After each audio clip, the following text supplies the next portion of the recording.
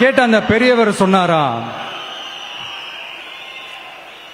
இந்த சின்னவங்க பெரியவங்க அனுபவம் இருக்கிறவங்க அனுபவம் இல்லாதவங்க இதெல்லாம் விஷயமே கிடையாது. யாரா இருந்தாலும் அந்த சூழலுக்கு ஏத்த மாதிரி அந்த சிச்சுவேஷனுக்கு தகுந்த மாதிரி என்ன பண்ணி அந்த ப்ராப்ளம சால்வ் பண்றான், ஏது பண்ணி அந்த ப்ராப்ளம சால்வ் பண்றான், அதுதான் விஷயமே, அதுதான் மேட்ரு. ஸோ நீ சூப்பர்ப்பா, என்ன ப்ராப்ளம் வந்தாலும் நீ சால்வ் பண்ணிடுவ அப்படின்னு முதுகுல தட்டி கொடுத்துட்டு அந்த பெரியவர் போறார். இப்போ அந்த கதையில அந்த முரட்டு ஜல்லிக்கட்டு காலை தான் நம்ம தமிழ்நாட்டு அரசியல் களம். அந்த பெரியவர் தான் நம்ம தமிழக மக்கள்.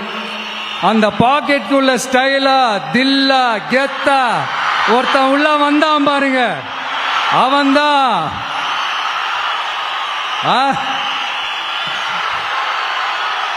நான் இல்லைங்க, நான் இல்லை, நானு நீங்க நாம எல்லாருமா சேர்ந்து மாபெரும் மக்கள் சக்தியா இருக்கக்கூடிய நம்ம டிவிக்கு,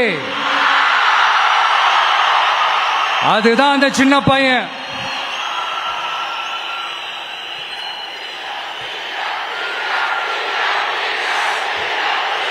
தேங்க்யூ தேங்க்யூ தேங்க்யூ.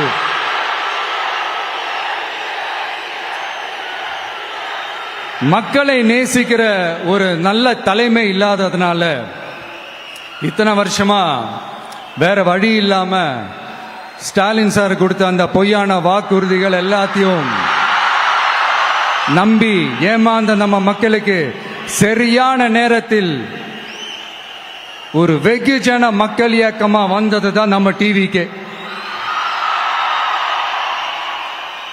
அந்த முரட்டு ஜல்லிக்கட்டு கால கதை ஏன் சொன்னோம், எதுக்கு சொன்னோம், யார் யாருக்கெல்லாம் சொன்னோங்கிறது புரிய வேண்டியவங்களுக்கு புரியும் நினைக்கிறேன்.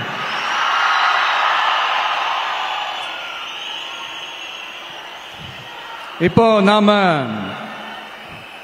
ஒவ்வொரு வீட்டில் உயிரா உணர்வா இருக்கிறோம்.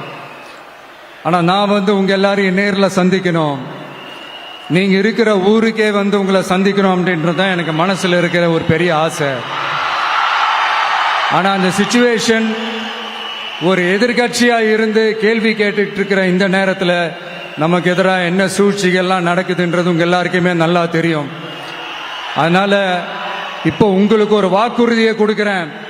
நம்மளுடைய ஆட்சி அமைஞ்சதும் ஒவ்வொரு கிராமத்துக்கும் நான் நேரடியா வந்து என்னுடைய சொந்தங்களாகிய உங்க எல்லாரையும் நான் சந்திக்கிறேன்.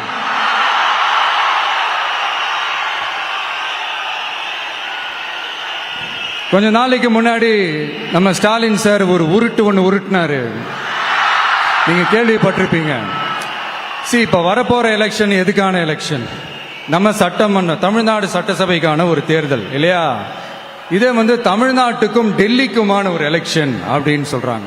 இன்னும் கொஞ்சம் மேல போய் தமிழ்நாட்டுக்கும் என்டிஏவுக்குமான ஒரு எலெக்ஷன் அப்படின்னு சொல்றாங்க. என்ன சார், டெல்லியில ஏதாவது நிக்க போறீங்களா? அப்புறம் ஏன் தமிழ்நாட்டுக்கும் டெல்லிக்குமான ஒரு எலெக்ஷன் சொல்றீங்க?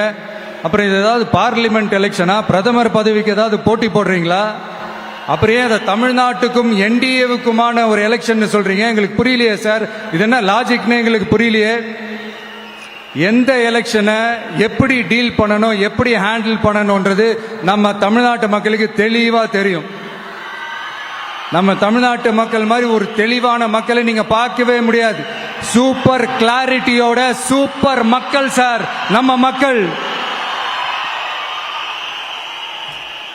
இந்த போருக்கு போறதுக்கு முன்னாடி தான் இந்த படை பரிவாரங்களோட போவாங்கன்னு கேள்விப்பட்டிருக்கிறேன். ஆனா நீங்க என்னடானா இந்த ஒண்ணுத்துக்கும் உதவாத இந்த பால் டப்பாவை உருட்டிக்கிட்டு இருக்கீங்களே சார்.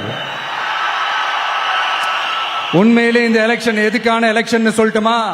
தமிழ்நாட்டு மக்களுக்கும் ஊழலுக்கும் நடக்கிற போர், தமிழ்நாட்டு மக்களுக்கும் லஞ்சத்துக்கும் நடக்கிற போர், தமிழ்நாட்டு மக்களுக்கும் இந்த நிர்வாகத்தை சரியா செய்யாத இந்த திமுக அரசுக்கும் நடக்கிற போர், அதாவது தமிழ்நாட்டு மக்களுக்கும் உங்க ஆட்சிக்கும் நடக்கிற போர், தமிழ்நாட்டு மக்களுக்கும் ஸ்டாலின் சாருக்கும் நடக்கிற போர். இன்னும் சுருக்கமா சொல்லணும்னா விஜய்க்கும் ஸ்டாலின் சாருக்கும் நடக்கிற போர்.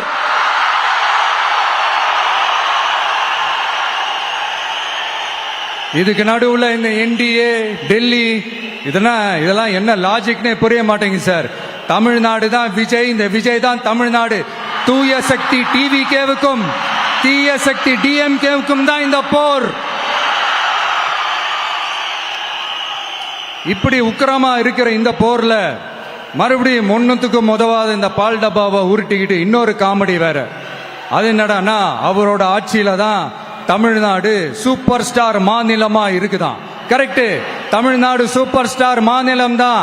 காமராஜர் அவர்கள் டைம்ல, அண்ணா அவர்கள் டைம்ல, எம்ஜிஆர் அவர்களோட ஆட்சியில. இன்னைக்கு ஒன்னுத்துக்கும் உதவாத இந்த உல்டா மாடல் ஆட்சியில தமிழ்நாடு சூப்பர் ஸ்டார் மாநிலமாலாம் ஒண்ணு இல்ல, சூப்பர் ஸ்டாண்ட் அப் காமெடிக்காரர் நடத்துற மாநிலமா மாறிடுச்சு.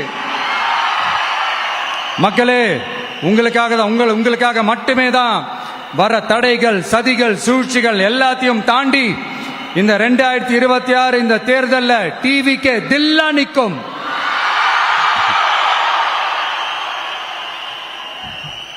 இதுவரைக்கும் நடந்த எலெக்ஷன் வேற, இப்ப நடக்க போற எலெக்ஷன் வேற. ஒவ்வொரு 5 இயர்ஸுக்கும் நடக்கிற எலெக்ஷன் மாதிரி இதை நினைச்சிடாதீங்க. 50 வருஷத்துக்கு ஒரு வாட்டி நடக்க போற ஒரு எலெக்ஷன் மாதிரி இது. அதிசய எலெக்ஷன். ஒரு எலெக்ஷன்ல அவங்களோட எதிரிகளை தான் எதிர்ப்பாங்க, அப்படிதான் எதிர்ப்பாங்க, அதுதான் யதார்த்தமும் கூட.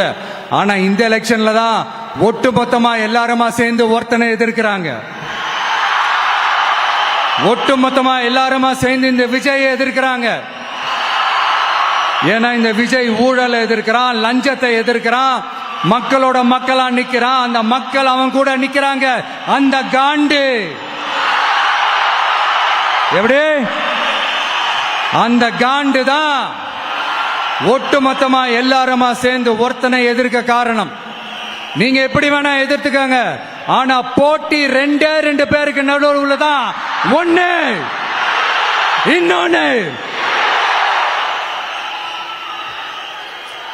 இந்த எலெக்ஷன் டேல மேக்சிமம் என்ன பண்ணுவீங்க? போவீங்க, ஓட்டு போடுவீங்க, வருவீங்க, அவ்வளவுதான் உங்களுடைய பார்ட்டிசிபேஷன். ஆனா இந்த எலெக்ஷன்ல நீங்க பங்கெடுத்துக்க போறீங்க. எஸ், உங்க வீட்டில் இருக்கிற ஒரு விஜய் தான், உங்க வீட்டில் இருக்கிற ஒரு விஜய் தான் வேட்பாளரா நிக்க போறாங்க. உங்க வீட்டில் நிக்கிற ஒரு வேட்பாளர்னா அப்ப உங்க வீட்டில் இருக்கிற மத்தவங்க எல்லாருமே வாக்காளர்கள் தானே. உங்க அம்மா, உங்க அப்பா, உங்க அண்ணன், உங்க தம்பி, உங்க சொந்தம் டிவிக்கே வேட்பாளர் அப்படின்னா அப்ப உங்க ஓட்டு விசில் சின்னத்துக்கு தான் எல்லாருக்குமே தெரியும். ஏன், நம்மளோட எதிரிங்களுக்கு கூட அது நல்லாவே தெரியும். அதனாலதான் நமக்கு எதிராக அவ்வளவு அவதூறு பரப்புறாங்க. என்னென்ன அவதூறு பரப்புறாங்கன்றது உங்களுக்கே நல்லா தெரியும். ஆனா அவங்களுக்கு தெரியாது, ஏன் மேல அவதூறு பரப்புனா அது மக்கள் மேல அவதூறு பரப்புற மாதிரின்னு. எனக்கு அரசியல் தெரியலன்னு சொன்னா அது மக்களுக்கு அரசியல் தெரியலன்னு சொல்ற மாதிரின்னு. என்ன அசிங்கமா பேசினா அது மக்கள் அசிங்கமா பேசுற மாதிரின்னு. எனக்கு எதிராக செய்யற ஒவ்வொரு செயலும் அது மக்களுக்கு எதிராக செய்யற செயல் அவங்களுக்கு தெரியாம போச்சு. இந்த விஜயும் மக்களும் வேறு வேறு இல்லை. இந்த விஜயும் மக்களும் ரத்தமும் சதையும் மாறி, உடலும் உயிரும் மாறி, ஒன்னிலிருந்து ஒண்ண பிரிக்கவே முடியாது. எஸ், சென்சிட்டிவான